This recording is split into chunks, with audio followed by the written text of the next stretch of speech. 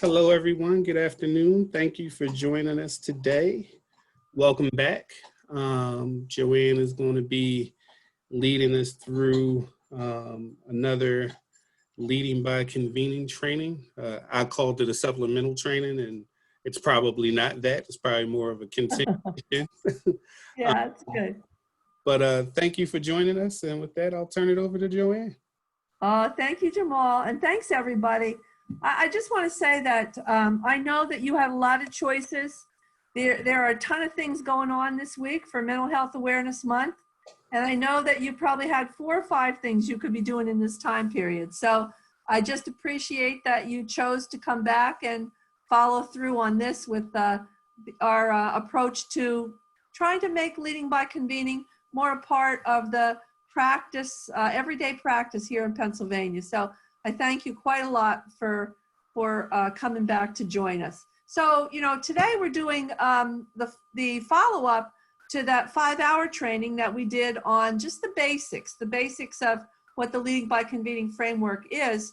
And today we're going to really focus on starting a collaboration. So most of the things that, well, really all the things that we're going to focus on today will be in the context of starting a new collaboration. It's not that these things aren't applicable to any time during a collaboration, but we're going to apply them today to starting a collaboration. And so we're kind of titling this Good Starts with Leading by Convening. So one of the things that I want to do, let's see if I can move this slide, there you go, is to just reflect a little bit back onto some of the points that we made in the larger training, in the framework training. And the key point that we really tried to convey in that training was that, you know, although people use the word convening a lot, you know, it seems to have replaced the term meeting. So instead of saying we're having a meeting, almost every invitation you get now says we're going to convene people, we're going to have a convening. And when we talk about leading by convening, we're talking about it as more than a meeting. We're talking about it as the beginning of a relationship. So the work we're going to do today is really about that idea of creating this relationship. So before we begin, let me just take this back for a minute. And before we begin, let's just do some quick introductions, because I know that, you know, some of you may know each other and in different combinations of who knows who, but since we're going to be together for the next 2 hours, let's just spend a minute and share really just who you are, where you are, and what perspective you're bringing to the work today. And I'm just going to do a little tally of some of the perspectives that we're going to have represented in the conversation today. Okay, so Jamal, you want to start us off? Sure. Hello, everyone. My name is Jamal Ford. I work for the Pennsylvania Care Partnership. I am the Youth Resources Coordinator, and I am in I'm in Palmyra, PA, which is right outside of Hershey. Great. So I'm Joanne Cashman, and I work for the National Association of State Directors of Special Education. And Leading by Convening is a framework that goes way beyond special education. So I'm glad that Pennsylvania has decided to include it as part of the trainings for people that are working in the field here. I'm in Northumberland, Pennsylvania. Even though our office is in Alexandria, Virginia, I still have a house in Pennsylvania. So I'm kind of back and forth between the two, but I'm sheltering in Pennsylvania for the last 2 months. So glad to be with you here from Pennsylvania. So Patty, how about you? That's okay. Yeah, I'm sorry I didn't react because I usually go by Trish. I don't know why Patricia. Oh, okay. I'm sorry. Okay, that's okay. That's okay. Yeah. See, that's the kind of information we need.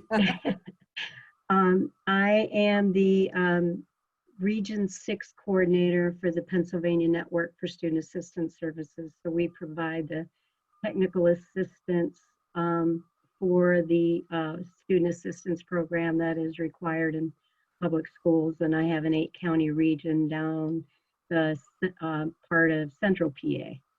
Fantastic. That's great. So yeah, we had some student assistance people on the call on Monday as well. So this is great. I'm so glad that you're you're working that into some of this kind of collaborative cross-system kind of work. Fantastic. Thank you. And you're in Central PA too, right? Yes, my office is in Beech Creek, Pennsylvania. Perfect. Thanks a lot. Great. So we have Diana next. Or Dana, I'm sorry. Oops. Hi, everyone. Do you want Diana or Dana? Oh, I guess I made him. I guess there is a Diana and a Dana. So let's take Dana. Hi, everyone. I'm Dana Milakovic. I'm the mental health, alcohol, and other drug specialist for the Office for Safe Schools at Department of Education. So I am here as a system partner, and then I also bring a parent perspective. I am the parent of a child who has gone through the mental health, behavioral health, and drug and alcohol systems. Fantastic. Thanks, Dana. And now we'll go to Christine, going just right across the screen here. Christine? Hi there, everybody. I'm Christine Cruz, and I'm with BHARP. I am the System of Care Continuation Grant Director, and I am actually in Central Pennsylvania right now as well. I'm in Altoona, working from home, and our office is in State College. And it is, somebody messaged me privately, and I have to tell you, it's nice to hear from you, and I really miss working with your team. You have a wonderful team there. Great, good. So Kate, how about if you introduce yourself to the group? Hi, everybody. I'm Kate Roberts. I am a graduate student at the University of Wisconsin in Madison, but I'm actually home in my hometown of Pittsburgh, Pennsylvania right now with my parents who still live here in Pittsburgh. It's where I grew up. But I'm interning with Joanne at NASD, the National Association of State Directors of Special Education, this summer.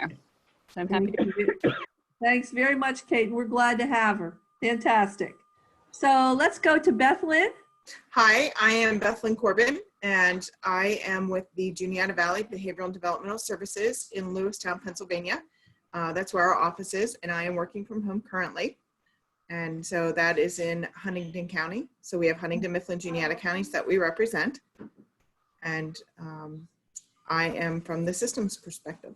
Fantastic. Great. Wonderful. And now we have Diana. And Diana, I know you have we heard you a little bit earlier, so now we're going to give you some time to introduce yourself. Diana? Hi, I'm Diana Brocious. I'm with the Pennsylvania Care Partnership, and I'm the Family Involvement Specialist, and I'm a parent and a grandparent. Fantastic. And where are you today, Diana? Oh, there you are. Good. In a very nice location. I see that. I'm in Armstrong County, so I'm on the western side of the state, just north of Allegheny. Perfect. Thanks a lot. Hinterlands. Great. Good. And thanks for joining, Diana. And how about Habiba? Is Habiba there? Hi, everybody. Yes, I'm here. Can you hear me? Yep, we can hear you. Hi. My name is Habiba Suleiman Smith. I am, for my 9 to 5, I work for the Runaway and Homeless Youth Program. I cover the states of Pennsylvania, Delaware, Maryland, DC, Virginia, and West Virginia. I am located in Drexel Hill in Delaware County, right outside of Philadelphia. Fantastic. Thank you so much, Habiba. And I'm so glad to see that we've got people that are working on the same kind of issues from so many different perspectives. They're fantastic. And let's go to Laura. Laura, how about you? You want to introduce yourself and just tell us where you are and what you do?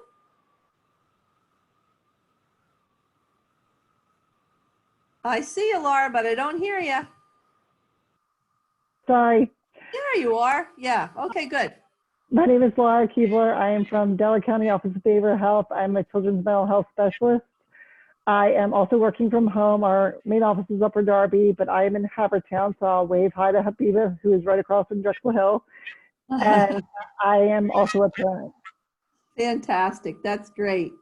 So, you know, one of the things that we always do in Leading by Convening, and we did it on our 5-hour training, we did it in a little bit more formal way. We did an actual poll as to where people are and what roles they're representing. But it's always good to get a sense when you're convening a group of, you know, what perspective they're bringing to the group and what kind of diversity you have in geography. Nationally, if you're bringing states together, your perspectives can be very different, even from people in the same role.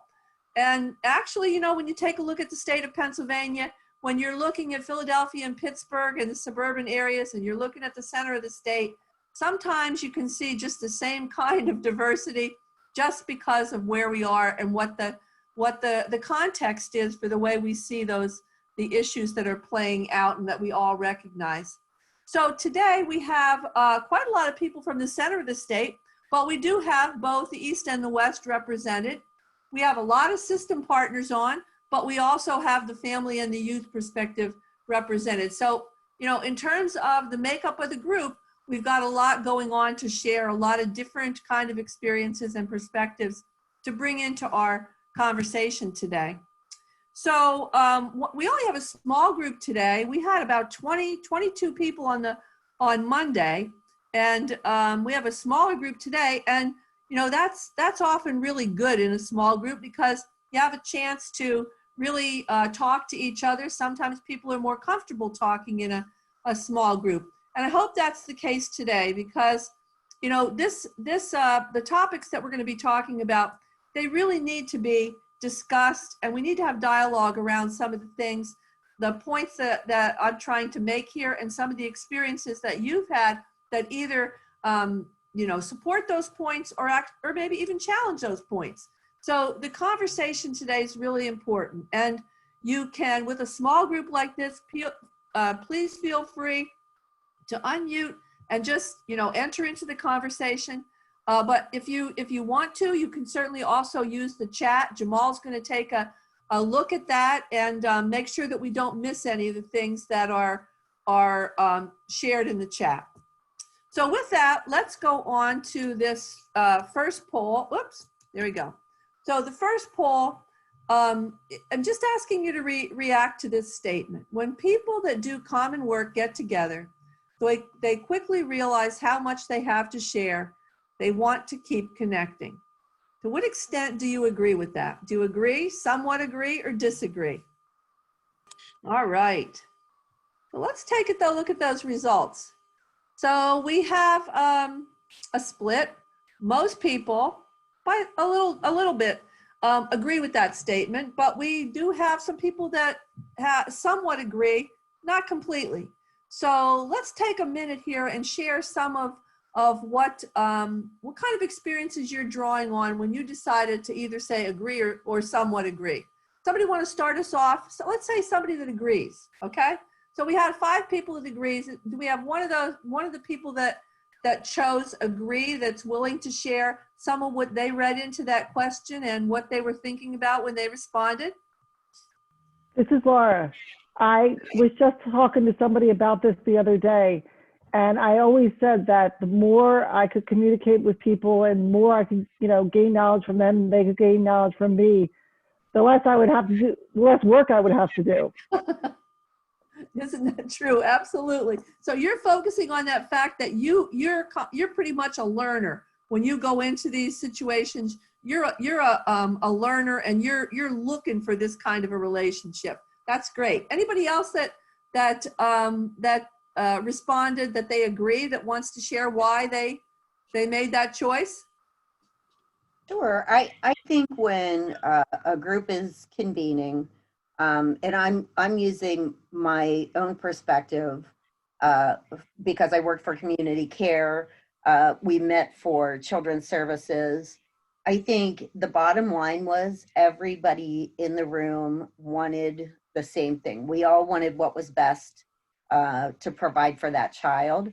And I think very quickly, even if somebody, you know, people may disagree in a meeting, everybody wants the same thing. And the common goal is we want what's best for the child.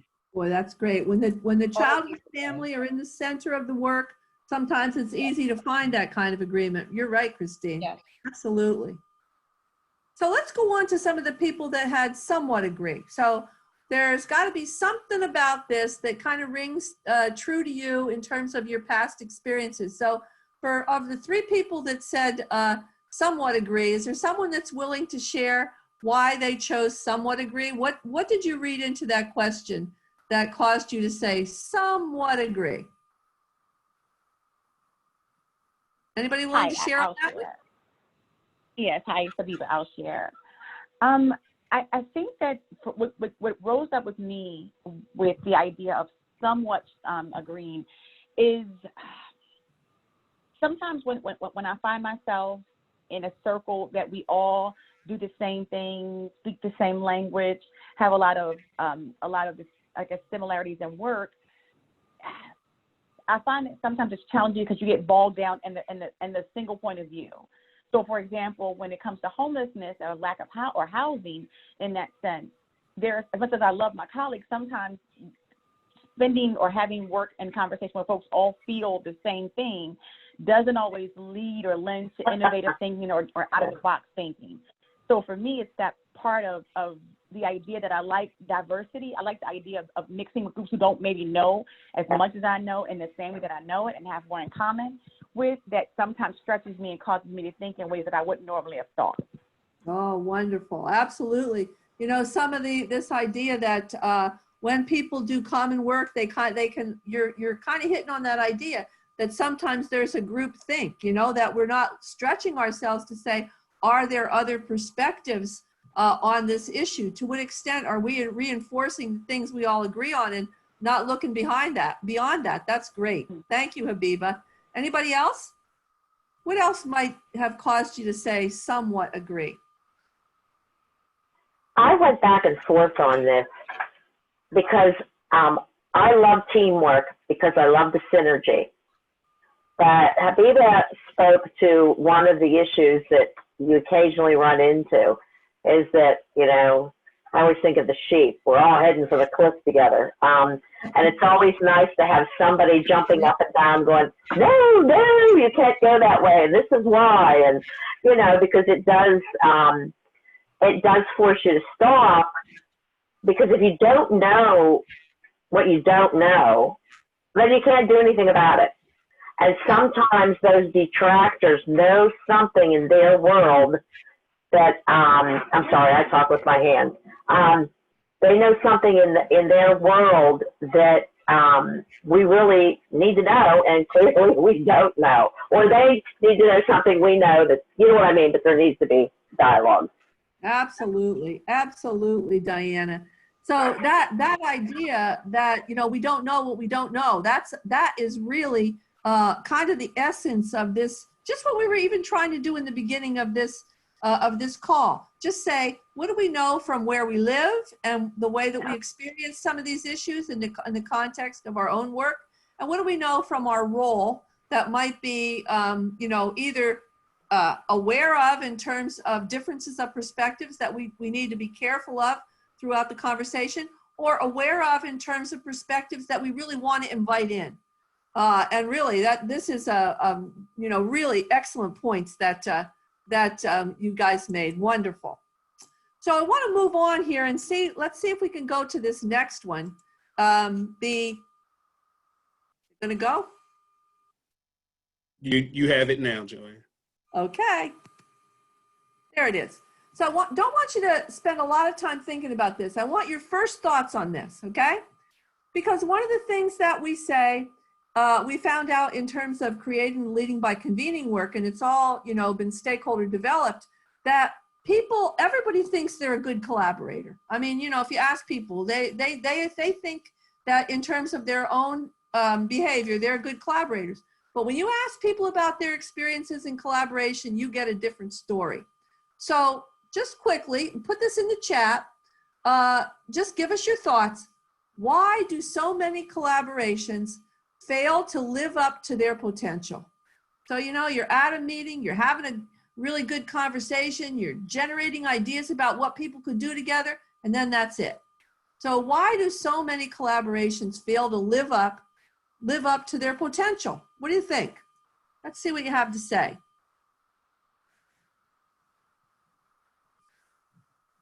So we'll give a couple more chances to weigh in here.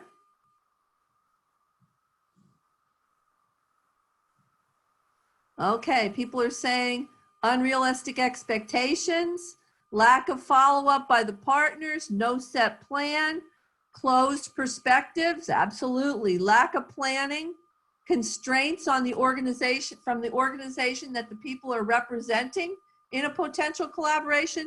These are wonderful, wonderful thoughts.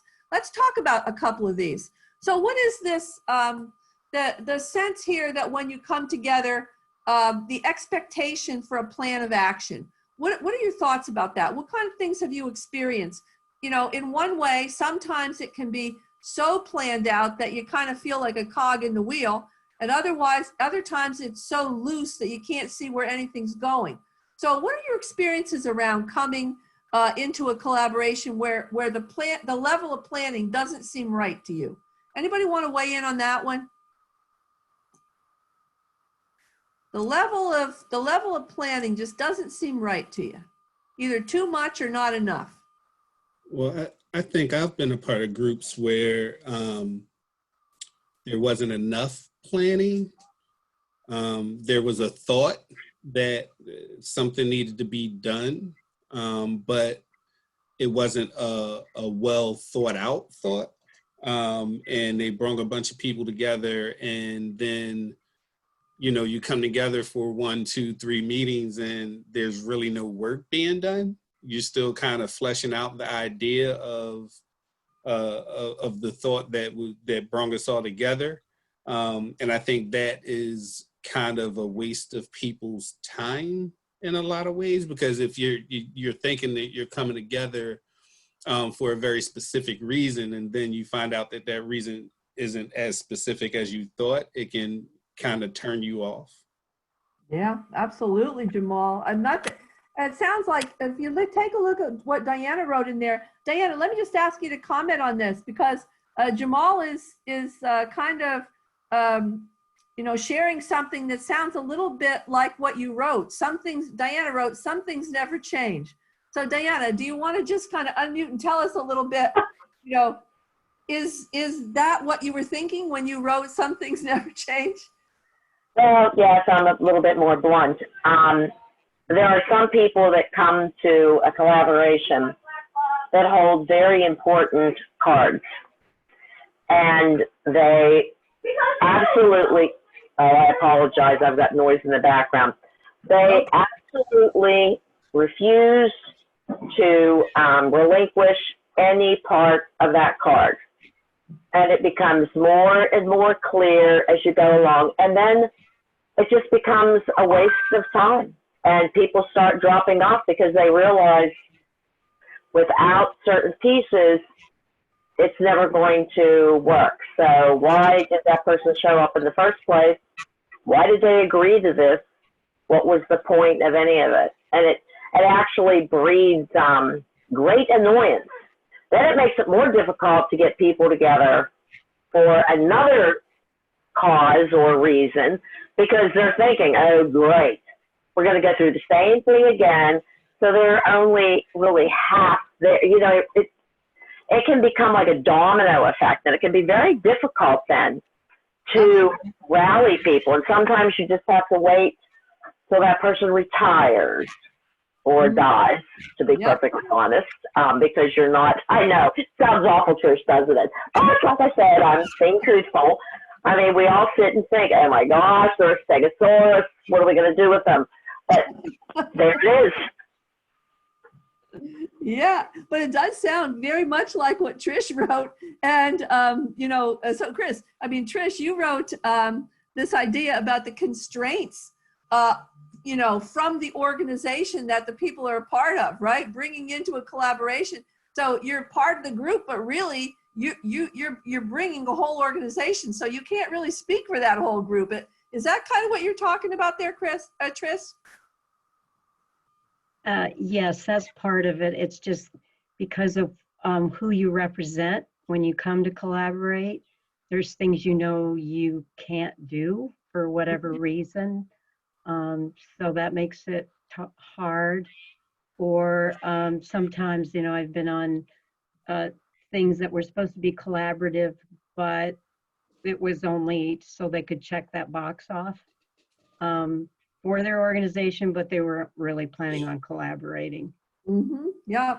It's the illusion of collaboration. And somebody said that on a call on Monday, that too often you get people that want to say they're part of a collaboration, but they don't intend to collaborate. They're looking for just to say they were part of it. Absolutely. Very good.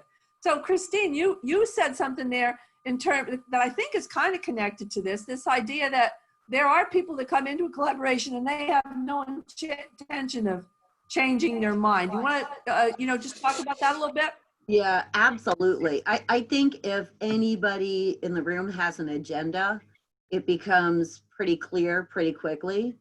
And my perspective is when you do convene, literally you can go over every possibility and as a team, you can come up with a solution if everybody is in it to come up with a solution. But if somebody has an agenda, it literally makes it impossible. Yep, that's a nice way to say it. You can come up with the solution if everybody's in it to come up with a solution. Well said. I like that. That's great. So let's take a look at this because as we said, we're going to do this. This particular session is on good starts, starting that collaboration. The first time a group is together on something, what are you going to do? How do you avoid some of the situations that you're identifying? Maybe not even avoid it. How do you recognize it and learn to deal with it, right? So that's today. And then the next session we're going to have June 1st and June 3rd is on keeping that going. So this idea of some of the things that you've expressed, once you get people there and they're willing to come back for a second time, how do you keep that going? How do you deal with some of the issues that you've articulated? So we want to start out by sharing a tool that is pretty simple and actually kind of fun. So, it's a way of bringing out some of the various things that you've identified as you started talking about your collaborations. You can use it for an icebreaker. You can use it as part of an activity during a collaboration. But it's a tool that seems rather simple, but is really tells you a lot if you're willing to listen to the responses. So this tool is based on the fact that we all use this word collaboration. It's all the way around us. Every time you're on a call or you're in a meeting, everybody's talking about collaboration, but what picture do they have in their head of what they're talking about? Does collaboration mean to you what it means to me? And as we go into a collaboration with many people from many parts of the state, many different roles around one issue, what are they thinking about when they go into a collaboration? So here's a tool that we developed, and it's quite simple. And so I want you to take a look at the pictures on the screen, right? And then we're going to open the poll, but let me have you take a good long look at this. And these are images of collaboration. And so here's the story. I was working with a group in Utah, a citizens advisory in Utah that was working on transition, like, transition age youth, like our healthy transition grants. And, this group had been together for a long time. And they had said everything they were going to say about collaboration, the same work around collaboration, the same things that you read in all the articles about collaboration. So I thought, what am I going to do with people that have been together forever? And I thought, okay, so I went on iStock and I bought 8 images of what iStock had listed as collaboration, and I gave them out. And I'm telling you, they could have, this group that had been together for years could have talked all afternoon about what they saw in these pictures. And if somebody was listening, they would have known why that group had been together for so many years and could not achieve some of the things that they hoped to achieve. So I started to use this tool in more settings, and I found that, it doesn't matter what kind of group you're using it with. People like to talk about what they see. And if you listen, they tell you a lot about what their experiences are. So let's take a look at this. I hope you had a chance to take a look at them all while I told you that story. But so now we're going to put up the poll. And I'm going to ask you to choose one that you think best conveys your picture of collaboration. Okay, one last look, and Jamal's going to put the poll up.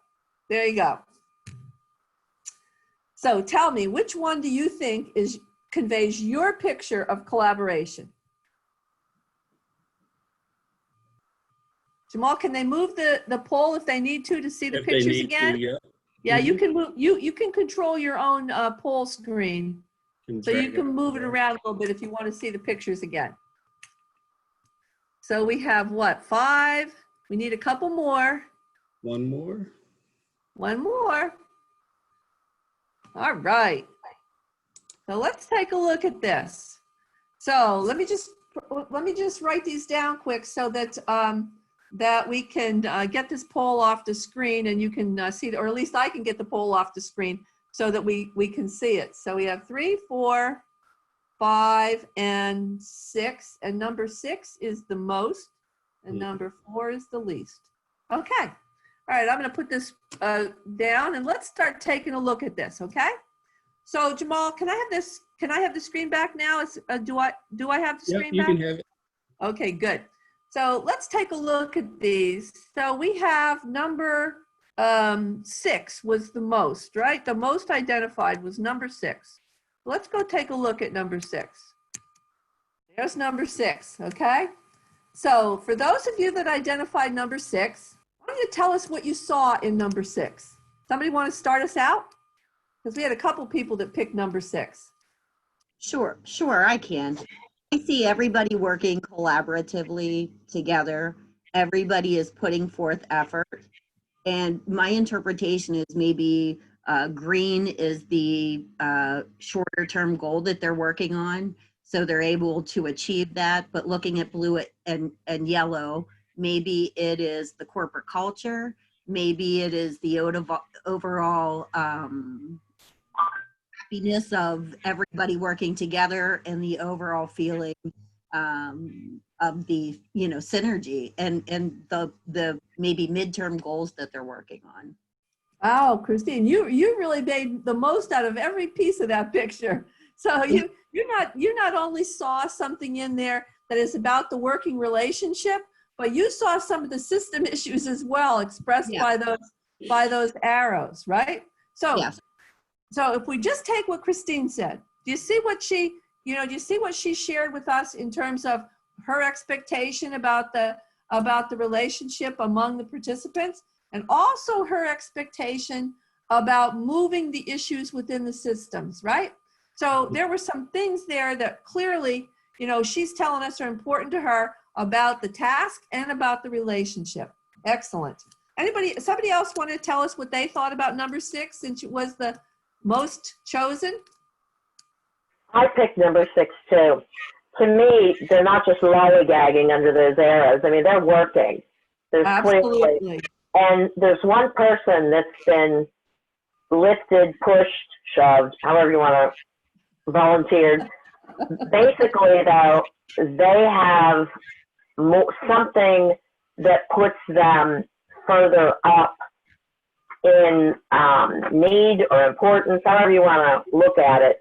And often that happens because it becomes something major that has to be changed in one or two of the systems that is going to enable, and I use the word systems, it could be anything, it to happen. And then I saw the yellow and blue as those ones start coming after you get the main one going, then you start click, click, going through, and other things start becoming available to change. But that was mine. Excellent. That's excellent. And you know what? I'm just going to tell you one of the things that, because I've done this in a lot of places, and one of the things that, interesting thing I thought that people shared on this one was, you see, when Diana focused on the fact that one person is up on top, one of the I think it was one of the family centers that I was doing this with, and they had an interesting comment on that. They said one of the biggest lessons is sometimes you're the one that's out front, and sometimes you're the one that's in the pile. So, it kind of conveys that idea that that the leadership is always changing. It's maybe not always a fixed role, that sometimes you're the one that's got to be out front and ready to pick up that kind of mantle. And sometimes you're just the doobie and you got to be ready to do that too. I thought that was a really interesting one that, that people brought up. Anybody else have anything else before we leave 6? Okay, so I wanted to go back to the one that is the least. Yeah, I just wanted to. Yeah, go ahead. No, I just want to say too that I also felt that the group was working together, but it seemed to me that maybe they took a grassroots perspective on things and started with the change at the grassroots perspective. And as they did that, the other layers, the blue and the yellow layers, seemed to then follow. That is really, I've never heard that interpretation, but wow, that's a good one. The idea that the grassroots perspective kind of brought along maybe the system perspective, maybe the policy perspective, right? That those kind of things followed from the grassroots perspective. That's a great one. Thank you for that one, Bethlyn. That's great. Wonderful. So let me take a look at number 4. And I'm going to share a couple of these with you. Just see what you think. So number 4 was the least chosen. Now, interestingly enough, from the Monday group, 4 was the most chosen. So let's talk a little bit about number 4. What did you see in 4 that led you to choose it or not choose it? We'll take both of those together. So tell us, did you choose it? Did you not choose it? And what did you see in this picture? Anybody want to start? All right. Habiba. I chose it because I think that, to me, collaboration is this idea that we all have small pieces that we all bring small pieces. I think what makes collaboration really effective and great is when, if you think about it, all the pieces are the same size. They may have a different shape, but no piece is bigger than the other. So all of them, they somehow fit. They don't all fit in the same place, but they do fit with some parts. And I think that collaboration kind of works in that sense, and that when all those pieces come together, they make a bigger picture in that sense. So when I saw collaboration, I see that as 4 for me. That's great. Anybody else? If you didn't choose 4, what did you say in here that caused you not to choose 4? I mean, especially since we know that on Monday, the big group of over 20 people, this was the one they chose most. So if you didn't have that kind of picture, what is it that you saw in this that caused you not to pick that one? Anybody want to share? I have ADD. I took one look at that and said, no way. That's great. So on Monday, this was the most chosen one. A lot of people felt a lot of the same things that Habiba just expressed. But we did have one person who had a very interesting view on the puzzle on Monday. And she felt that the pieces didn't look like they were coming together because of the way that the picture is oriented. She thought the puzzle pieces were falling apart. And that's why she didn't pick it on Monday. And she was one of the few people who didn't pick it. And so I thought that was a very interesting take on it, because I think people automatically see a puzzle sometimes and they think things are coming together and people are coming together. But the way the picture is oriented, to her, it looked like the pieces were falling apart, like the puzzle was falling apart. So I thought that was very interesting. Absolutely. I'm glad you shared that one, Jamal. That's exactly the one that's the example I was going to bring up too. So imagine now that the thing that she said was, it should be, if you're actually trying to put together a picture that is coming together, you should rotate that. It should be the other way around, because to her, it did look like something that looks promising, looks solid, and then over time it starts to fall apart.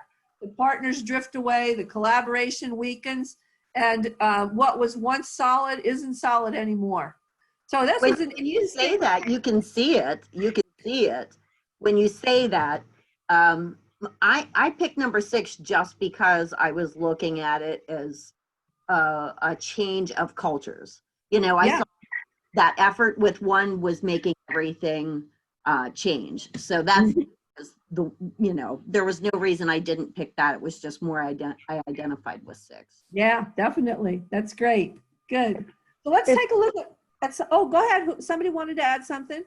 This is Laura. I just want to say with the puzzle, it's funny because now that you said that, when you said the person said it looked like it was falling apart, for someone who's been doing puzzles during the pandemic, it doesn't have the edges all together. Usually when you do a puzzle, you start with the edges and then you fill it in. So to me, it doesn't have the framework. Excellent. That is such an excellent one. It kind of goes with that idea that you have to have some degree of structure about why you're getting together. It's either too much or too little, but you got to have the edges. That is an excellent one. Wonderful. Boy, I'm going to use that one. These are really good. This is fantastic.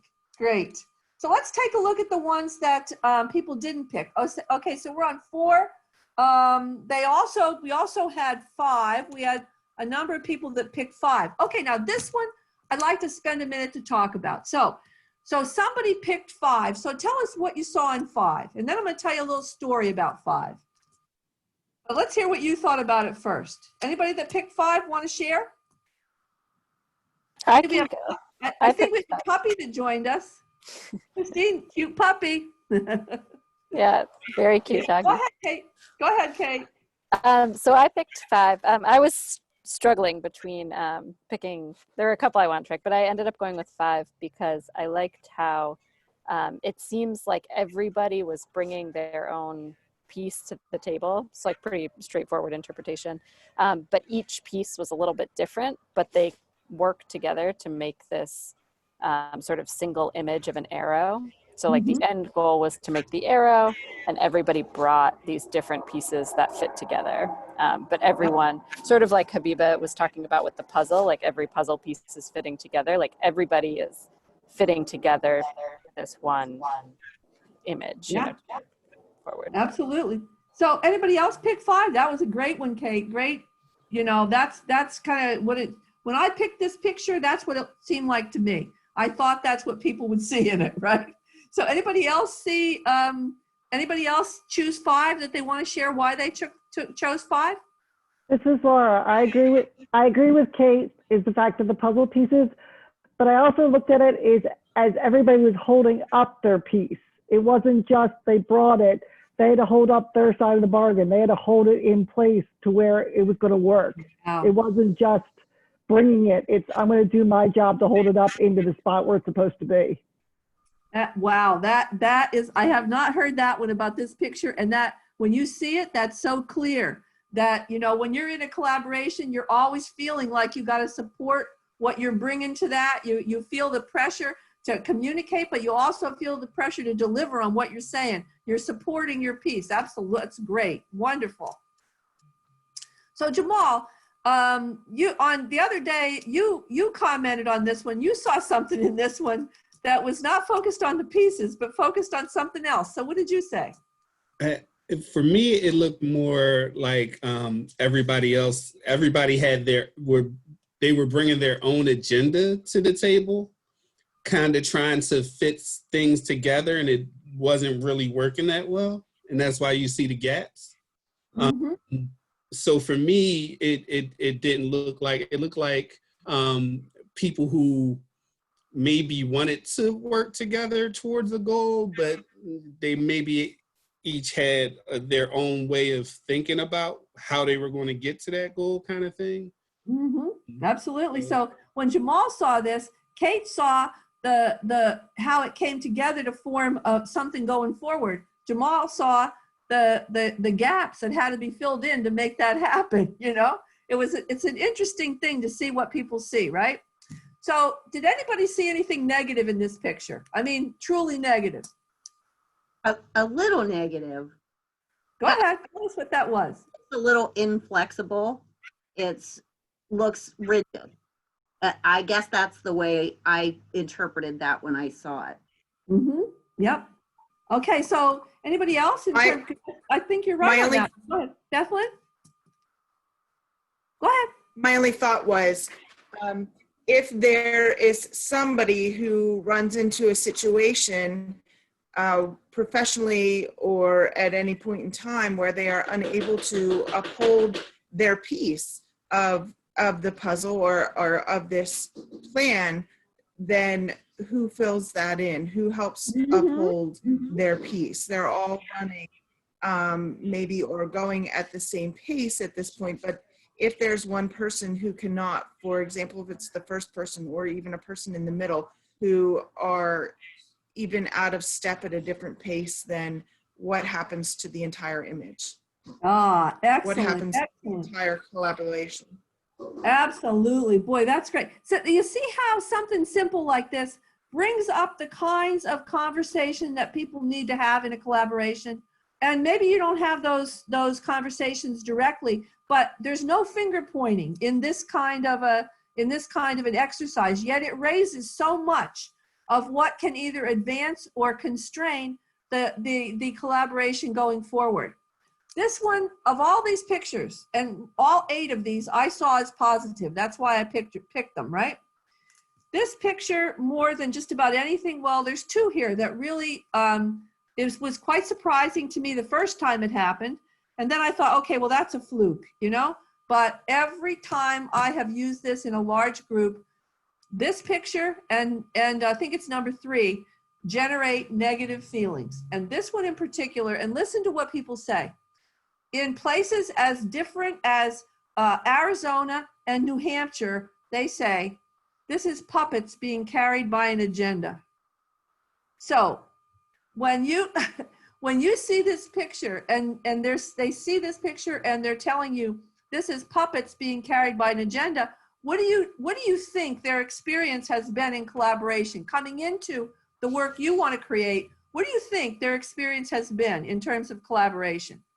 If that's the response you get. Someone must have had a hidden agenda. Yeah, they've been into collaborations where there was a hidden agenda, or that there is somebody there in authority and they're there to put the appearance of a collaboration together, or they are, you know, sometimes what we would call early adopters that are, you know, trying to move an agenda. And they're really out to convince you rather than find out why you're in it or not in it, right? So when you start to see that people are taking a look at these pictures and that what they're telling you is that they see a negative image, then, you know, this is a time to really reflect on what are the prior experiences these people are bringing into the collaboration that you want to start. And how can you be aware of these? These are red flags for you to get a little sense of what kind of baggage those people are bringing into this new collaboration.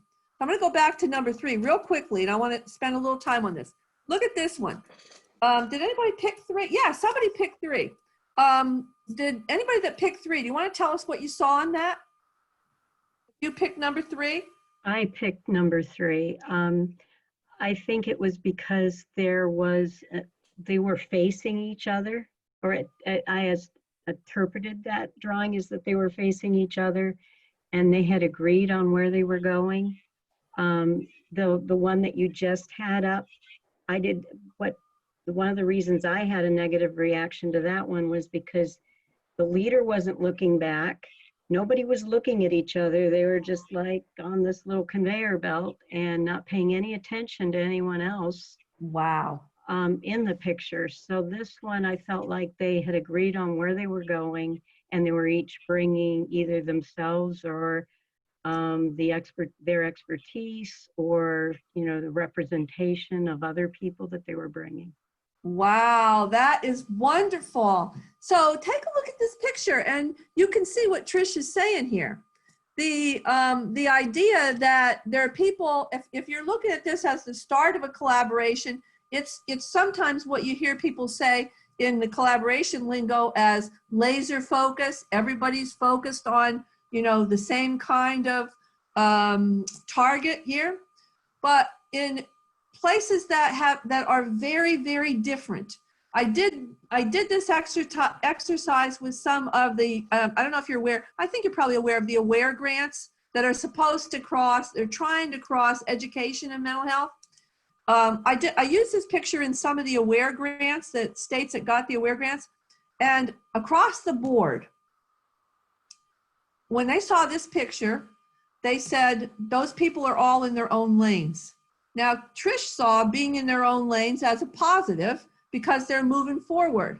But if someone saw that and says, you know, the one situation, the person who was there representing one of the community partners said, those people would all have to take a couple of steps forward, even to be close enough to hold hands and agree to do something together, right? So when you hear the difference there, when Trish is saying, okay, what I see here is the agreement. They're looking at each other. They're agreeing to go toward the same target. Somebody else is saying, everybody's in their own lane. Do you see what those people are telling you about their own experiences through something simple like their reaction to a picture?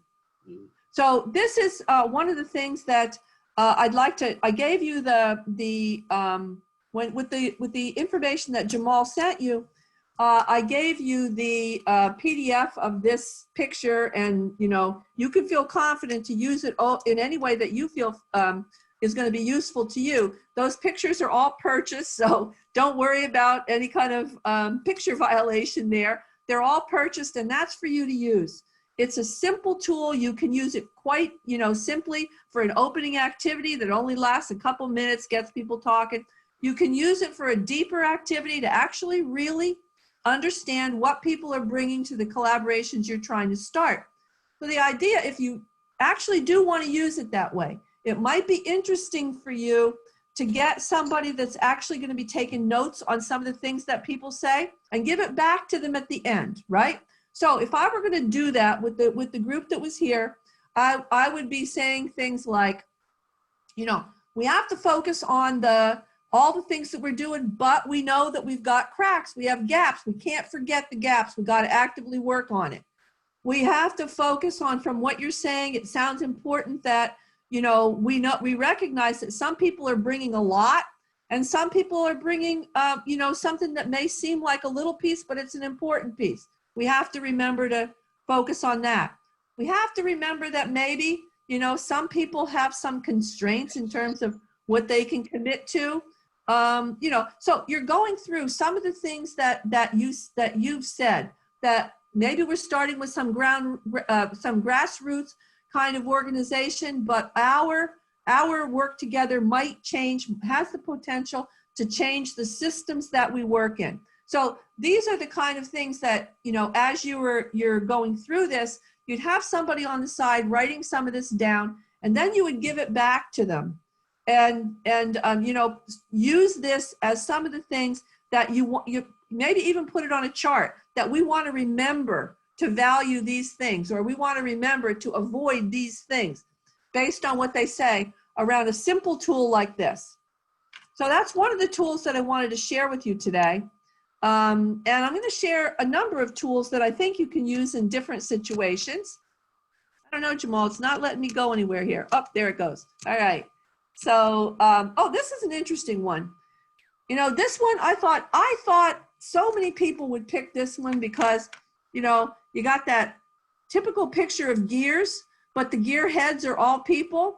I thought that intuitively, that connection that people drive change, right, would be something that people saw positively. But actually, this is another one that people see quite negatively. So, it tells you that although nobody picked it here, I guess I didn't ask.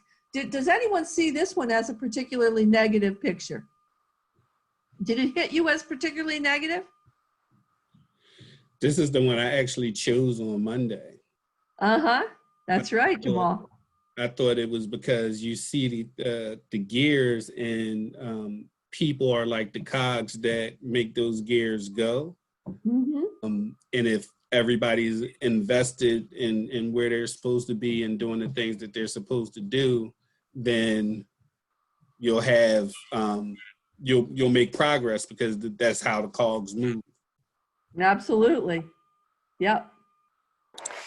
I just wanted to share. Oh, sorry. Yeah, go ahead, Kate. Sure, go ahead. Also, I thought the same thing as Jamal. It was almost one of the ones I chose. But then the reason I didn't was because when I thought of a gear, like connecting, I thought it was kind of like stale and cold and almost just like connect and then move on, connect and then move on. And I thought that was like, didn't like get the full picture of collaboration, that it's like actually kind of emotional work that you have to do too. So, so yeah, but I was on that track, Jamal. I thought that this one, I liked how they were working together for the end goal. It's so interesting that you said that, because I heard that very thing for the first time on Monday, didn't we, Jamal?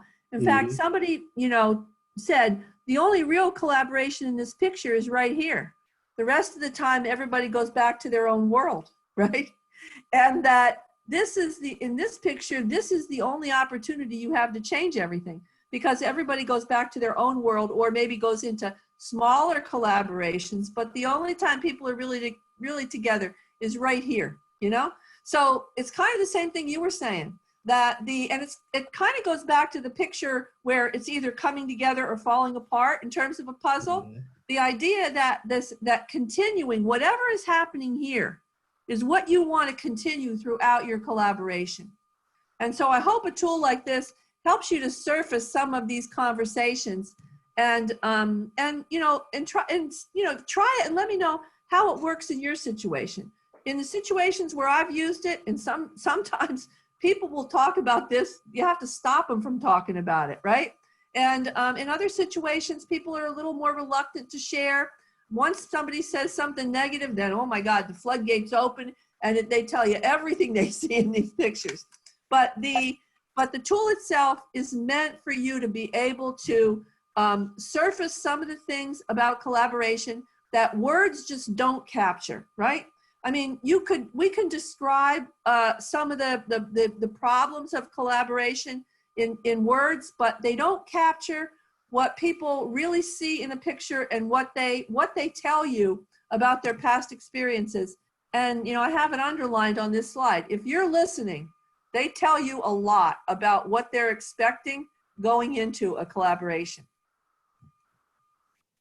Okay, so the point of doing this is to really kind of focus on this fact that you know, these pictures tell you a lot about experiences, and the idea of starting a good collaboration is that if you are the person that's trying to facilitate a collaboration, good collaborators manage both the task. You got to put, you know, the edges on the collaboration. That's your task, but you got to manage the relationship as well, right? And so those are the kinds of things that allow us to take a look at how this framework laid out in Leading by Convening helps you to do both things: to coalesce around the issues, to ensure relevant participation, to focus on doing the work together, to think about the technical and the adaptive side, and then to manage the depth of to be aware of and manage the depth of engagement that you're creating. So that's really what Leading by Convening offers to you in this situation. So let's do another poll. So to what extent do you agree with this statement? When people who are doing related work join a collaboration, they quickly recognize connections, even if those people work in different initiatives and they use different vocabulary. What do you think? Agree, somewhat agree, or disagree? Is it easy for people that are doing related work to find those and identify their connections? So we got the full range of responses on this one. So let's take a look at what this meant to you and what about your own experiences have informed your choice here. So we see that somewhat agree is the most chosen response. So for someone that chose somewhat agree on this question, are you willing to share with us what you saw in that question? Anybody want to start? Yeah, I don't. When I looked at it, I put on the somewhat agree, and I kept going back and forth on it. A lot of it is that my experience is that when I'm collaborating, people all have different programs. and they have different language they use for those programs. And sometimes that language is embedded into the program and they can't move off of that. Yep. So when you're trying That's to weld what you're doing or look for the commonalities, they get stuck right there is the Yep. language stops them. So sometimes, I mean, it's not that they don't want to, but that's what stops them. Absolutely, absolutely. So, you know, one of the things that I think I might have shared, I don't know if I shared it with this group when we were doing the training, but when we started the communities of practice, which is now the school-based behavioral health community of practice, when we first started that community, some of the people at the Department of Ed, they couldn't see what the point was of trying to do. Why would we want to work on PBIS if we had resiliency training? It didn't make any sense. Like, what do you need both of those for? So the idea that, you know, when you're recognizing the issue you're in and you're not seeing the goal that's underneath the issue, or that if you're in a program and you're not seeing what the connection is to other funding streams, other initiatives, other disciplines that have the same goal but might not come at it in the same way, that is a persistent problem that people identify. So others that might have chosen somewhat agree. Anybody else want to give an example of that kind of situation, such as Trish gave us? I chose that one because I zeroed in on the word quickly. And I looked at it more from maybe somebody's perspective, whether they have a tendency to see things globally or more technically, that somebody who maybe is more focused on task might have a more difficult time seeing those connections quickly. And just looking, like I said, looking at the word quickly to me was imperative in that. Oh yeah, and sometimes, you know, as we see, this idea of you're coming to a collaboration, and if you don't feel that people understand what you're talking about, what's your likelihood of coming back, right, Chris? I mean, so this idea of that recognizing that some people don't do this quickly, right? Yes, or even looking at it from strategic planning versus financial perspective. You know, maybe somebody, you know, somebody who's looking at it from a purely financial and thinks we need to have this budget this way. It would be very difficult to, if you are focused on that technical aspect, to see it more. And that is not to say anything negative about financial people. It's just more of how quickly people, I think, can recognize those things. Absolutely, absolutely. So let's take a look at, you know, somebody said, yeah, they agree that that's the situation. So you must have had some good experiences in coming together around groups. So anybody want to share with that? If you said yes, they quickly identify that. I think Diana is unmuting. Diana, you ready to share? Yes, that was me. You know what? And it's probably part of my personality, which I blame that part on my Irish grandmother. But I could sit down beside Jack the Ripper and he could be holding the bloody knife and I would be going, so how's your evening been going? I mean, I have never had a fear of people or who they are, what they do. I've talked to some very influential people and just like, oh, I find things fascinating. So it doesn't usually take me very long till there's a connection somewhere. And even if they are, you know, all financial or all whatever, it's amazing when you get to giddy-gabbing to people, how suddenly they'll say, you know what, my niece has a child that, you know, I mean, they just, I don't know. I mean, so I usually find myself connecting to people. I must be non-threatening or something. I don't know. Or maybe it's just I giddy-gab and I'm not afraid to, well, you know, say. But I don't know. This is. So I've had good experiences. I mean, there's always a turd in the bunch, let's face it. I mean, you're bound to have at least one that you think, but that's just life. Yep. That's, I say when I was working in when we had the IDA partnership and I had a staff, and every time we'd have a meeting, I'd say, oh, that we have this connection and that connection and this connection. And they used to say, if you find one more connection, you know, like how many connections can we explore at the same time? People did not want me to find one more connection. But if you're nature to look for those kind of connections, you find them. Yeah. Right? Yeah. One thing you have to always remember is just because there's a connection doesn't mean you're going to agree. Exactly. And that's the caveat. Yeah. That's right. Yep. So, but this is something that when we had the National Community of Practice on school-based behavioral health, and those of you that have gone to that national conference, the National School-Based Mental Health Conference, you see that they have for a good number of years, they had these focused in issue-based, and those issue-based tracks came out of practice groups around issues that were focused when we shaped the community. Now, one of those practice groups was called Learn the Language, Make the Connection, right? And because everybody from families, providers, university people that did preparation, they all identified very quickly that they go into a meeting, and you might recognize this situation. You're going into a meeting and you're listening to some great new idea, and you're looking around the room and everybody's acting like this is brand new, and you're saying to yourself, does anybody know that I've been doing this for the last 5 years? Has that ever happened to you? You know that situation? So that's the situation that caused that practice group to form, people from all over the country, and that's what caused them to develop the tool that I'm going to show you next. Okay? So if I guess I have to take the screen back. There you go. Yep. Let's see. Did I have it, Jamal? You have it. All right. It looks like I have it anyway, huh? Let's see. Yep, there you go. There it is. Okay, well, I got too far. So the tool that they developed, again, stakeholders from just about every role that shared that common experience developed this tool called Learn the Language, Make the Connection, which was the name of their practice group.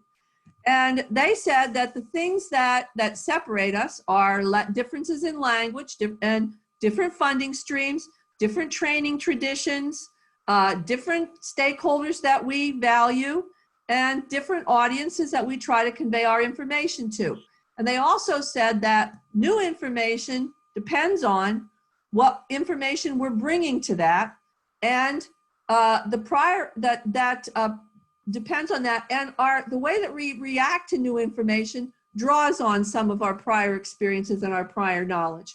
So here's the tool that they created. All right, now I would encourage you. Jamal, can we make that a little bigger? I don't know how people can they make that bigger? What's that? The tool on the screen. It's a little small for people to see. Can we make that a little bigger? Actually, or no? big for me. It's big? Oh, okay, so maybe I'm just seeing it small. Okay, so so let me just kind of walk you through. Now this tool is done in two ways. This one you can do as a pre-think. So you can do it yourself, and you can take a look at what you're trying to convey, and you could sort of ask yourself, what are other people going to see in this? What possibly might they see? What possibly might you want to bring out to them, pose to them as a possible connection? So here is the initiative that is under consideration right here. And in describing that, we take a look at what the major goal is, who it's funded by, who is promoting it, what groups are promoting it, and what are some of the key terms here that might be new to this initiative, might be like or unlike the vocabulary that you already know. So you're doing that kind of presentation of some new practice, some new initiative, some new program. And then you would have, to the people in the room, you'd be asking them to respond to this, and you'd have many of these. So if you have 10 people in the room, you probably have 10 responses from people that see something in that. And here are the things that you would ask them about what they see. So what's the initiative that you see as being connected to that right there? That's the formal, you might have them fill this out. What's that major goal of that initiative? Who's it funded by? Who's promoting it? What are some of the key terms, right? And so then together you identify Do we think these things are connected or not? If we do, what are some of the key points that we have to convey about this connection, right? What are some of the common concepts that both of these initiatives are really trying to get at? And what's the vocabulary that we must be able to bridge for people that are working in these two different initiatives, for them to understand that we're talking about basically the same thing, okay? So this one is you can do that yourself as kind of a pre-planning kind of thing, but you can also do it with the group as a formal tool. It might take you a half a day to do this, working through what people think about multiple initiatives, right? And you're collecting all the information about what people see as connected, why they see it as connected, who's funding this kind of stuff, what are the parameters for their funding, and you might find ways that, you know, in just having this conversation, that it comes out. Where are the opportunities to connect, to make it clearer to people how these things go together, the extent to which they are alike, and the very fine differences in which they are different, right? So this is the formal tool, but you're not going to do this formal tool in every meeting. So we've developed something over time that I call Learn the Language Light. And this is real simple. And I gave you the sheet on this, and you could run this off and start using it. I usually run it off on a half a sheet of paper. I usually put it on a bright colored paper, either like a neon green or a bright orange or something like that. And it's on the table every time you have a meeting. And 3 simple things. Saying to them in the beginning, remember, you have the sheet on the table. Listen to what you hear today. If you think it's connected to something else, tell us what you think it's connected to, so we could reach out, invite other people, check with them, honor their work, right? You're doing 2 things here. You're finding out specific information to draw on, but you're also conveying that you want to honor the work of other groups. Just like, you know, you wanted to say, does anybody know I've been doing this for the last 5 years? So do they. So this is a way of finding this out and in a very simple way, reinforcing the culture change, that you're going to be looking for connections. You're going to be honoring the work that came before. You're not going to treat everything as though nobody did this before you stepped into it, right? These are the things that build this relationship that we're talking about. So look at this simple thing. Sometimes I call this tool Good Ideas Get Around. You know, the idea that you know, you probably didn't have this idea first, and you're not going to be the last one to have it. Good ideas get around. Start to recognize the connections, right? So, so it's a simple tool. This is basically what you're saying to them when you're at the start of the meeting and you have the bright colored sheet on the table. Listen to the ideas expressed. Think about how they connect to other experiences, information, or projects. Help us to understand. 3 simple questions. I heard, so they tell you what they heard. The hook, what was the hook for them? Reminds me of, tell them what it reminds you. We're not asking for any big detail of anything here. Just reminds me of, and for more information, contact, right? So you're indicating a lot here, that you not only want to know that you actually intend on doing something, but then of course you have to do something, right? But the idea is you're gradually reinforcing the culture that you want to develop, that you're looking for connections, you're building connections. So this, I'd encourage you to, you know, try this a little bit, try it at a couple meetings and see what you get, right? The reason I say colored paper is that, you know, pretty soon, if you actually work this into the culture of the way your organization operates, pretty soon they start saying, hey, I have a green sheet idea for you, right? It becomes the way that people talk about it. They say, hey, I got a green sheet idea. Hey, I saw something that reminded me of the green sheet, right? I'm going to put that on the green sheet. And it becomes a way for people to internalize without, you know, having to go through the whole thing. They just internalize that on a green sheet, I put that kind of thing. And they start seeing those connections everywhere they go. And they start telling you about who these people are that should be included in the work that you're doing, and they have a simple way to express it. So I gave you that. Usually what I do is run those off, 2 on a sheet, cut them in half, put them on the tables, run them off on a bright color, and just, give it a try. See what it does for you. So let's take a look. I just kind of went through that one. So let's take a look at this one. The next thing in terms of, building on your experiences. To what extent do you agree with this one? People easily build trust with others doing related work, even when they have different perspectives or they differ in power. Okay, so now we're looking for those connections. Now we're asking about building trust after you find those connections. So what do you think? People easily build trust with others doing related work, even when they have differences in perspectives and power. Because if you use that sheet, you're going to find a lot of people that have different perspectives and differences in power that you might want to bring into your work. So what do you think about this? Look, we're pretty easily split on this one, 50-50. So let's think. Let's take a look here. Something in your experience led you to choose one or the other in terms of that. So let's take a look at this and see what you think. You get the slide back up on the screen here. This takes a minute. There it goes. So let's hear from somebody that agrees with this. What do you think? So if you agreed with it, unmute and tell us what you thought. This is Laura. I was very, very, very on the fence about agreeing or disagreeing because I have had the experience with when you bring in people of a higher power, the situation tends to change a little. And it's no offense to the person, but they tend to step in and direct the meeting a certain way, or they have more of an agenda than the people on the ground a lot of times. And it's nothing against the person, it's just their experience and their information of what's in the background that they know that somebody else may not.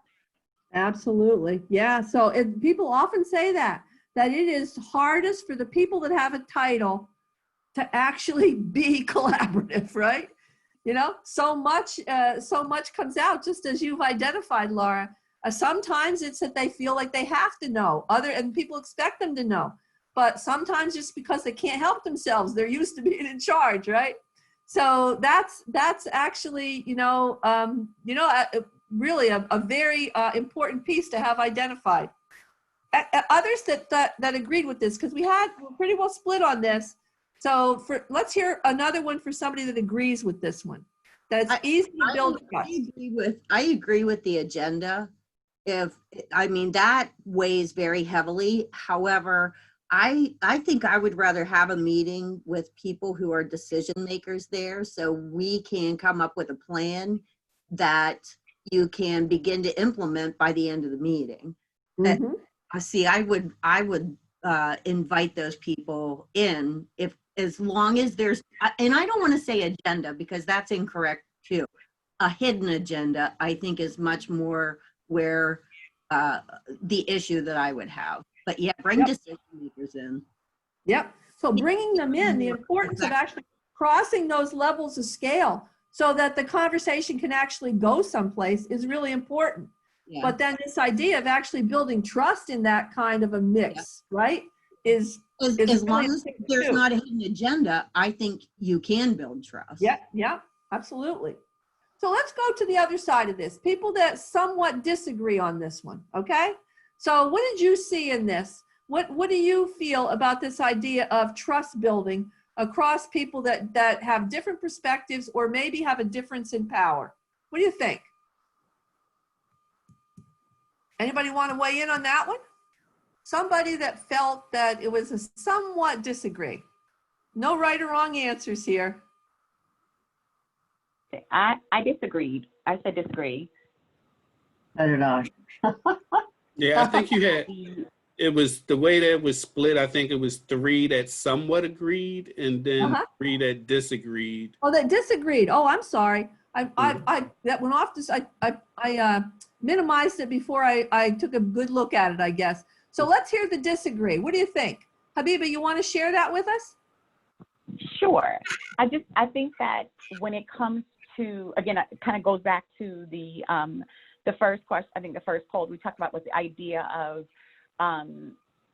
so in my world, being a person that works with the federal government and working with federal grants and different grantees in that sense, our funding is very competitive and very competitive. It's a small pool of money that does not cover a lot, but it is in that sense. So when I find when I work with grants, work with people who are from the same world or grantees from the same world, it doesn't always actually equate to equal trust. And also just, I think, again, part of that either jadedness, the burnt outness, the question of why am I in this meeting again? And lastly, is this really going to go anywhere? Is it really going to make any change? Is this something that's really going to happen? And I think that's why I love the last tool that you shared, because this idea of, for example, I'm with the Administration of Children and Families. HUD and ACF will have 2 very different definitions of what homelessness is. And because of those 2 very different definitions, it creates a chasm, and it's the same person, the same population in some instances, but we have a different way of defining it. And how we define has everything to do with how money is given away. So when you're not from when we're working together and we're having this conversation about homelessness, I'm like, well, actually it's not. Depending on who you're talking to, depending on what their focus is, changes the outcome. So I think that for me, learning in this world, it's taken some time. People have to know that you're really about the work, that you really, as someone said, you don't have your own personal agenda, that you really are interested in working versus just saying, hey, I'm part of a work group, collaborative, operative, whatever, and not do anything with it. Absolutely, Habiba. Well, you brought up a couple things there that are really important. This idea that there's a competitiveness among potential collaborators, right? I mean, so some of these big investments, whether they're federal investments, state investments, the potential collaborators and the people that actually do need to learn how to collaborate, it often in those worlds are actually our competitors. So there is something there that has to be really acknowledged. But then the differences that you brought up again, that people that are in the same field, if they're separated by a different funding stream or whatever, the differences in the way that we define things, the way that we talk about things, can either bring people together or cause confusion about what it is we're talking about, right? Can either bring clarity or confusion. And you really hit on two really important points there that we really have to focus on when we're talking about creating enough trust for people to move together. Absolutely, wonderful, great. So others that had experiences they wanted to share on why trust is not easily developed. Diana, I think you unmuted there, right? Yeah, I did. I've just found that people are very protective by nature as a rule. And if there's a chance that you could make their program obsolete, not needed, it's not always about the money either. Sometimes it's a perception of power or importance.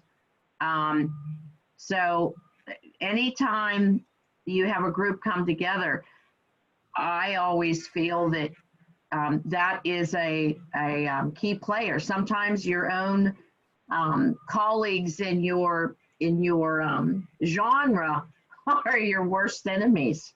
Absolutely, yeah, absolutely. This idea that something here is what I'm defining. This is my trademark. This is my these are the parameters of how I get my identity is in this work. And boy, when you hit identity, when you touch on somebody's identity, you've touched on something, right? That's right. So this idea of trust that has to take into consideration all of these kinds of things. Trust is something we talk about like as though couple meetings we're going to have trust. couple of meetings, we might have a nice participant list, but that doesn't mean we have trust, right? Yeah, and you could have a bonfire going too. That's great. That's great. So one of the things that I wanted to, as a way of bringing up this idea of trust, I've been telling you a lot about these communities. And, the communities, they started out with 12 states. We ended up with 18 when the partnership was merged into the big national center. But after a couple of years of all working together on these issues, we started working on something, and I don't actually know what it was, but it was clear that people that had years of working together, it was clear that we had hit something that there was not trust on, And so instead of going, what we decided to do was just acknowledge it and say, something's going on here, what is it? And so we stopped and we said, okay, this is a good time to look at what happened here. Everybody, what's going on? If it happened here, among people that have been working together for a lot of years, it happens other places. Let's decide to describe what this is. So we had a group of stakeholders that said, okay, let's look at this idea of trust, even trust in a long-standing relationship. And we had two people step forward to co-lead that. One was an administrator, an administrative role from New Hampshire, and the other one was a parent advocate in New York. And they led this group of people to talk about these issues and bring it back to the whole group to help us understand what happened. So this is what they did. They said, okay, we're going to create this conversation and we're going to create a tool out of this conversation that's going to be what we think happened here. So here are the questions that they asked themselves. And this was the organization that the way that they identified, a group of stakeholders from different perspectives, organized the task of understanding what happened in this meeting, right? And you can see some of the questions they decided to take on. So as we heard, I think it was Laura that said that, this is the corners of the puzzle. This is the way that they described the way that they were going to interact to talk about trust. And after all of that work, here's what they came back to the community with, a tool that I'm going to share with you. And then they came back with these lessons learned, okay? And look at some of the things they said. They said that trust is not just what you think of others. It's the extent to which you are willing to risk, the extent to which you are willing to learn. It's not just what you looking out at whether you trust somebody else, right? It talked about the fact that they thought that what happened at the meeting was actually healthy and that tension can be healthy. But, it shows you that even in people that agree a lot, that trust varies and it's inevitable that you're going to hit something where trust is at risk, which was a, really important lesson for us to quite actually feel good about, that come back and say, hey, we did something about this. That, that you have to make sure that you're not reacting to cultural and personality differences in terms of assessing whether you see trust or mistrust, distrust, mistrust, whatever that word is. But, and that, that trust has got to be understood from the context of power, position, values, and goals, right? And that you've got to commit to understanding the trust or lack of trust from those kind of really important features. And that, then they started getting down to the question of who's responsible for creating trust. And they came back with this idea to the group that everybody has got some responsibility in being willing to trust. And you're going to set your own parameters for being willing to trust, but you got to accept some responsibility in terms of setting up trust. But that if you're going to set yourself up as a leader, that you've got a special responsibility to pay attention to trust as a factor in the work. And that the last thing they said is really how they shape this tool, and that trust is not, it fluctuates. It moves. It's on a continuum, always on a continuum from high to low based on the situation. I want to show you then the tool that they created. And the tool they created, the image they used was a temperature gauge. And that trust fluctuates just like it does in terms of temperature. And when that temperature is high, you've got to stop and ask yourself what's going on. Yeah. And that they created a tool so that you could be more likely to have a blueprint for asking yourself what's going on here. And so I gave you the whole tool. I gave you a PDF of the whole tool, but I just took pieces of that tool to explain a little bit here. And what they did was to create, almost like a rubric, which indicated on various kinds of factors, the experiences that people are bringing to the work, the dispositions, the attitudes, and the beliefs. And down here, it's the actions. And there's a fourth one that I couldn't fit on, and that's outcomes, what people are expecting as the outcomes. And they put down, a way that you can kind of take a look at this and you can say to yourself, this is what's going on here. And they set it up as a tool that you can look at as a pre-think. So in other words, you can get a sense, like let's say you did the pictures with the whole group and you paid attention to what people are telling you about what they value, what they don't value. You could use then the trust tool by saying, okay, here's what I heard that group say to each other. How do I value the level, or how do I assess the level of trust in this group on various kinds of dimensions? And again, entirely stakeholder developed. These are the things that they came up with as indicators of low levels of trust, moderate levels of trust, and high levels of trust on each of those features. So I just took this little snippet to show you what that tool looks like, but you have that whole tool and the information that Jamal sent to you.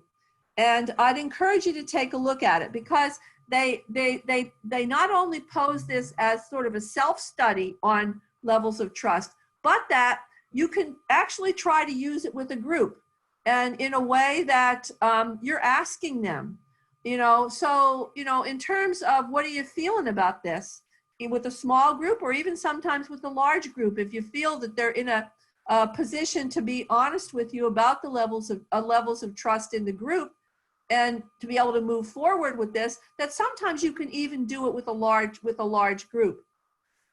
And the strength of this tool is really in what comes next, because they called the tool Trust Still. Now, why Trust Still, right? The idea that they called it Trust Still because, and this is straight from the tool, I just copied it, onto the slide. Trust Still means that we have developed the skills and the strategies to get through the times when our expectations for ourselves, for others, and the groups in which we are participating are not satisfied. So what they called this Trust Still to acknowledge the fact that everybody's going to feel a lack of trust or a difference in trust sometimes, and that you got to acknowledge it, and you got to ask yourself, how am I going to get through this? So on the tool, there are more than this. I just picked these out to talk with you today, but the final piece of the trust tool is that they ask you to ask yourself these questions, and maybe ask the group, how can we handle some of these situations? So the first one is, how do I respond when challenged with opposing opinions that may not support the beliefs that I hold deeply? So this is the asking myself, what do I do in that situation? And maybe, trying to come up with this is where this idea of a pre-think comes up, especially if you know that's a situation you're going to be faced with. And this is one of the things that you could actually do with the group, and that they come up with their own norms of how you're going to handle that, right? So it's a way of not avoiding the idea of pretending that there's trust, but actually acknowledging it and saying, what are we going to do about this? How are we going to behave when we see this situation, when we feel this kind of, variation in the way that we trust? How can I validate someone's positions even when they don't personally share my belief or perspective? How can I actively welcome and respect and encourage the ideas and opinions of others? And in what ways could I demonstrate, this is an important one, in what ways could I demonstrate that I am engaged and support the consensus process, even if I'm not fully convinced of every point, right? So these are the things that they say you can do, you know, for yourself when you're entering a collaboration, but it's also something that if you establish that kind of a process within the group, you can do this collectively to move them past some of these situations. So I'd ask you to take a look at this trust tool, see what you think of it, and I'd love to have your, you know, your insights back on that, whether or not you think it's something that you would actually use. And if you decide to use it, you know, I'd be happy to talk through that with you or go through it with you after you use it to just see how it worked for you. I had one of the people that worked on this do it for some of the education service centers in Texas. The Texas Education Agency was trying to really create the impression that they wanted to have more of a two-way relationship with these education service centers, 20 of them that were in different regions of the state. And some of those education service centers are bigger than states, right? And so they were trying to create this impression, create the feeling that they wanted to change, and they wanted to change this relationship between the state agency and these service centers. So they're trying to use this tool to try to get through that relationship of, you know, we had all these years of everybody does their own thing and then the state tells us what if that's okay or not. So they're trying to use this tool to change that relationship. And I keep checking in with them on how they're doing. And if you'd like to use it, I'd be happy to stay in touch with you, see how you're doing it, maybe even put you together with some of the people that worked on that, if that would be interesting to you. So just offering that as something that you can, you know, take a look at and use in your work. And I'd certainly love to hear your impressions of this tool. Okay, so the last poll today. So what do you think about this one? We can learn to be better collaborators. So a lot of these tools have been about improving collaboration. But what do you think? Is it teachable and learnable? Can you learn to be a better collaborator? So Jamal, you want to put the poll up and see what people think? All right, so that one was pretty quick. And we had quite a lot of people that said they agree, but we did have a disagreement. So you don't have to declare who disagreed, but what might be some of the reasons why people would disagree. Not to say that you're the person that disagreed, but what might be some of the reasons that a person would say that they disagree, that you can't learn to be a better collaborator. A lot of people feel that you either have it or you don't, right? So what do you think? Anybody want to share some of that? Maybe what you think or what you've heard others say? Well, actually, I'm probably the person, I don't know if anybody else did, but I did put some or just somewhat. That's okay, great. And the reason I did that is I think we can learn the skill, but if we don't have a philosophical mindset behind that skill. Oh, perfect. It's gonna, we're not gonna collaborate even though we think we are. We've got, if you're coming at it from I've got the answer here and I just need to browbeat the people into submission till they see it, you know, but I learned how to collaborate. I've gone to the training, so I'm officially a collaborator, you know, and then, you know, and unfortunately, I've been with some people like that, you know. It's kind of like what Diana said earlier when she said, everybody's headed for the cliff. Nobody wants to stop and say, wait a minute, you know, look where we're headed. Because one person has kind of taken that over. But they would identify themselves as a collaborator. Oh, I am so glad you brought that up, because that is so often what we see. And we believe that people can learn to be better collaborators, but if it doesn't fit with their identity, right? If they don't start to develop an identity as a collaborator, then these will just be tools. And if you don't convey that sense of collaboration, if you don't grow that that culture of collaboration, if you don't pay attention to both the task and the relationship, excuse me, if you don't pay attention to both the task and the relationship, then these tools come off as being totally inauthentic. So, you know, these tools have been developed because they were developed by people that were trying to get over something, and they developed these tools to share with people that are trying to do the same thing in their work. But this idea that if you don't convey that attitude of a collaborator that Trish is, you know, really, you know, bringing us back to, then all of this rings to be untrue, to be inauthentic. Absolutely. So, and I think the point you bring up about the idea of saying that you went to the training is not the same thing as learning what it means to be a collaborator. I see a lot of people commenting on that. Absolutely. So let's take a look at some of the people that said you can learn to be a collaborator. What makes you hopeful about this?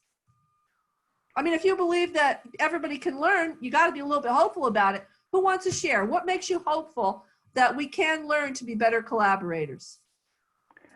I agree with, this is Laura, I agree with Trish and I agree with Diana about some things never change.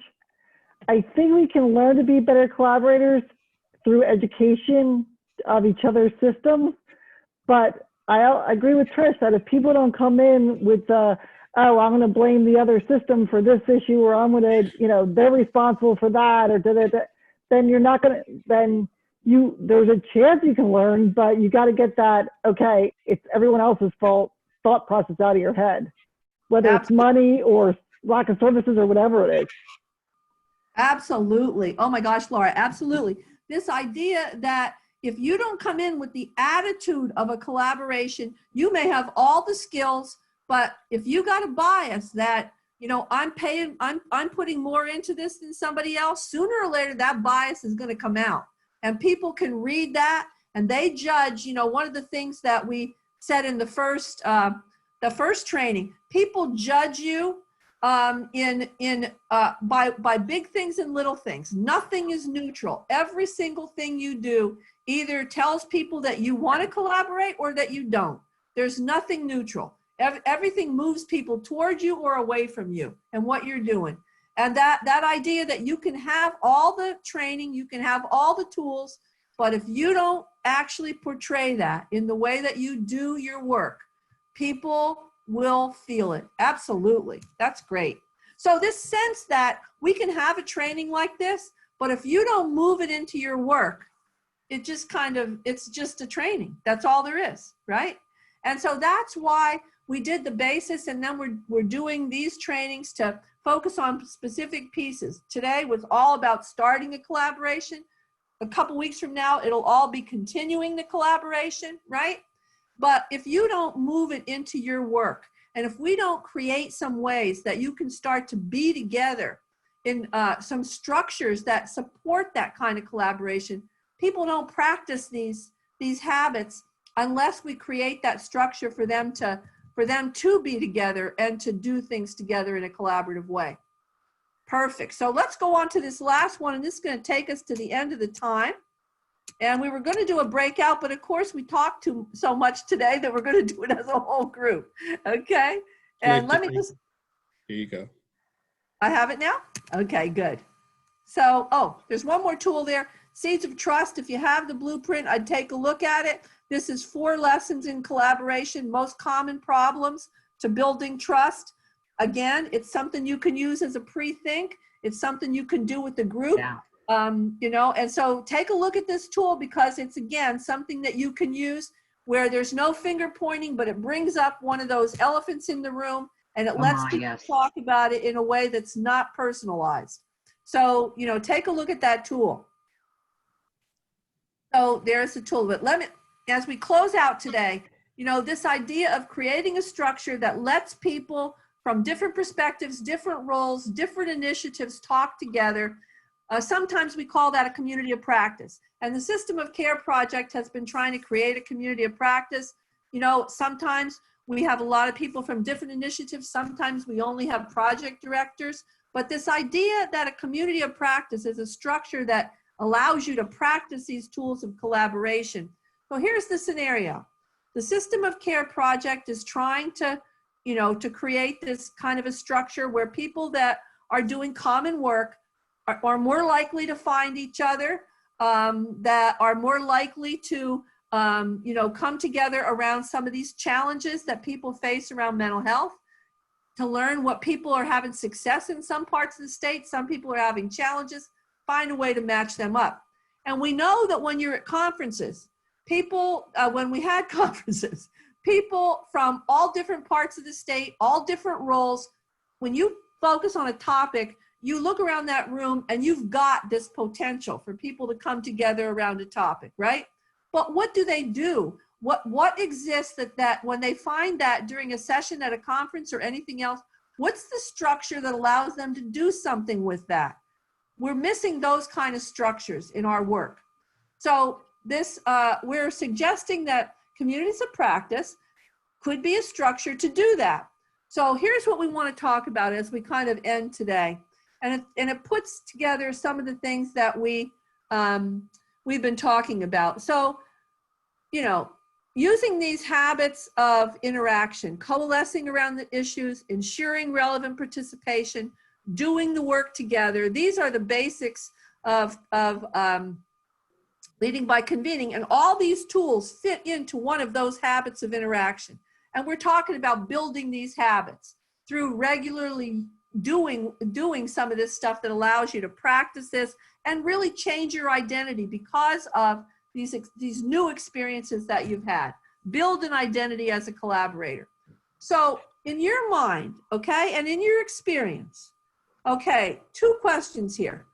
Which one of these is most important in beginning a collaboration? Which one of these habits of interaction is really the most important in building it and starting a new collaboration? And then the other part of this is, which one of these habits of interaction is the most difficult? Okay, so think about those for a minute. Which one is the most important when you're starting out? And which one do you think is the most challenging when you're starting out? Got a couple minutes here, and this sort of wraps everything up. So these are, I'm going to mark, Jamal and I are going to take some of the things that you say back to Mark, because, one of the things in terms of the care partnership is, and some insights on whether a community of practice structure could help people to find this kind of commonality. So best advice, what do you think we should share? Anybody want to start us? Which one's the most important and which one's the most challenging? I think ensure relevant participation for many reasons. You have to start, you have to have that to start almost. There's a prevailing thought that, well, others will join as we get going. And that does happen, but people like to be in on the ground level. It's just a human part of us.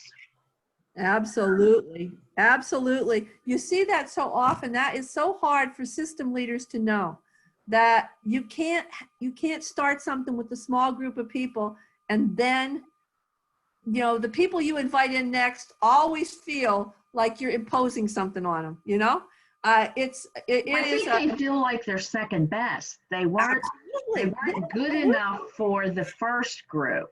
But we'll bring it in. And the second group, absolutely. Doesn't even necessarily have anything, one doesn't necessarily have anything to do with the other, but that implication hangs out there, like dead weight. And absolutely. Yep. So, I'm just going to take you back to a tool that we used in the first one, that circle tool. That was an important piece. That's exactly what happened in Wisconsin. But they were trying to live up to this idea of inviting, and they got caught in that trap of, tell it for the first half of the meeting, going over what happened, and then people got sick of it, So you got to find a way to feel invited, We've had a meeting or two like that, Jamal. Yeah, exactly. So you One want or to two. Yeah, you want to live up to that idea that you're inviting people in from the start, but you got to give them a way that they tell you, do I want to be in the core team? Do I see myself in that second circle? Do I see myself in the third circle? But you got to let them in the beginning and with some kind of structure. Perfect, Diana. Wonderful. Anybody else? Which one of the things that you think is most important or most challenging? What do you think? Let's hear from somebody else. I actually think that the ensuring relevant participation is the most important, but it's also the most challenging. I think I agree, Jamal. Trying to figure out and find work that is going to interest people over time is hard. People, especially when you go away from the whole collaboration and you're apart and trying to figure out, what needs to be done for when you meet again, other things crop up. It's not the first thing that's on my mind. So you kind of either lose interest or get too busy. It's a lot of other things that kind of crop up. And so I think it's a very difficult thing, but I also think it's the most important part. Absolutely. And look what Diana wrote. Diana, you said nobody likes maintenance. They like the new flavor, right? They always want the new flavor. That's true. So there's something there about building this sense of contribution, the helping people to feel that their work is valued, helping them to finding the ways that the work that you're doing together becomes more important to them. It's not to replace what they have to do, it's what they want to do, right? That they're finding some fulfillment, that they're finding some spotlight for themselves on the work that you're doing. There's a real adaptive, a human side to actually doing what Diana said. Let it be the new flavor, because it's a continually unraveling kind of picture that you're creating together. But you got to help people feel that, because if it feels like same old, or it feels like drudgery, they're out of there, right? Exactly. Perfect. And Diana, I didn't see what else you wrote in that chat, but you want to unmute and tell us? I just had some thoughts as we were going through, and if I can get this thing to, there it goes. I also said that back when we were talking about trust, confronting trust issues means that you may be holding the match. You have to go into that realizing that things could get very hot very fast. Absolutely. That's right. You really do have to confront that, and that trust is fluid, which is basically what they said. You can be the worst learner in the world. You may, when it comes to building collaboration, be absolutely sucky. But if you know that, and you know where your limitations are, then you are in the game, just in a different way, if you're completely open about it. And I've had people actually do that. Yeah, absolutely. I have to tell you, I'm going to close out today because I know we're at the end of the time. I'll see if anybody else has anything that they want to share on this. Before we close out, I want to make sure you have a chance to share with us. So if you have a real sense of what's the most important or what's the most difficult, tell us now. Let's kind of close out with people putting this on the table, because I do think it's good information for the care partnership. Anybody else want to share there? I think the most difficult one is the most important one as well. And I think that is making sure that you're talking about the salient issues and nobody is maybe dancing around what's really happening. Oh, perfect. Yeah. Oh, that is excellent. So that you're really being honest about what the issues are. You're recognizing the perspectives. That's where that trust tool comes in, and the questions you're asking yourself about, if you're getting in that situation, how do you validate somebody else's experience without telling them I agree with you, right? How do you show that you're not on the same page and continue down the road together, right? I mean, those are the things we actually have to tackle, right? Absolutely. I'm sorry, I didn't mean to interrupt there. No, go ahead. I think it's because I'm just come from things and more of a process type person, but I keep thinking about what you learn in grad school about the stages of a group. And it's just like a child. If they get off on the wrong foot developmentally, sometimes it takes a lot of time to get things back or get things repaired or, you know, rehabilitated. And the same thing can happen with a group. You know, if you don't do the forming of that group well, it's going to set things off that it's going to be hard to correct the course. Absolutely. So I think it's one of the most important, even though it may not be one of the terms, but it can also be the most challenging. Absolutely. Especially if you don't have somebody facilitating that group and everybody's just kind of coming and trying to, you know. I'm glad you brought up that idea of facilitation. We're going to talk about that in the next one too. This idea of outside facilitation and then the movement to internal facilitation, right? We're going to talk about on the maintaining the group, sustaining the group, because that's a real important piece of this. This idea of getting this off to the good start and somebody that is going to actually be able to really think about this in the full perspective.